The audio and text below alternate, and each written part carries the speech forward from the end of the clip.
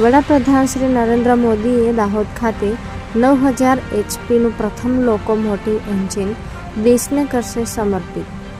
દાહોદમાં make in India અભિગમ સાથે 20,000 કરોડના ખર્ચે તૈયાર થયું છે રેલવે પ્રોડક્શન યુનિટ.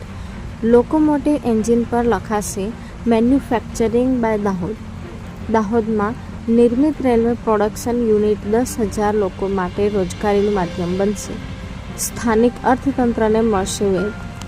દાહોદમાં બનેલા લોકોમોટિવ એન્જિન 4,600 ટનના કાર્ગોનું વહન કરી શકશે.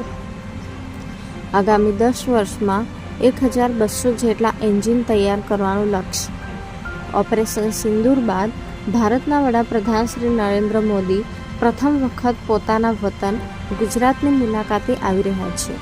વડાપ્રધાન શ્રી 26 અને 27 મેએ ગાંધીનગર, કચ્છ અને દાહોદ એમ 3 જિલ્લામાં આયોજિત કાર્યક્રમમાં હાજરી આપશે.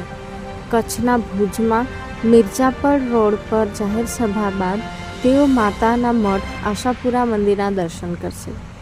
ઉલ્લેખનીય છે કે દાહોદ ખાતે 20,000 કરોડના ખર્ચે રેલવે પ્રોડક્શન યુનિટનું નિર્માણ થયું છે, જેમાં બનેલા 9000 HPના પ્રથમ લોકોમોટિવ એન્જિનનું વડાપ્રધાનશ્રીના હસ્તે લોકાર્પણ કરવામાં આવશે.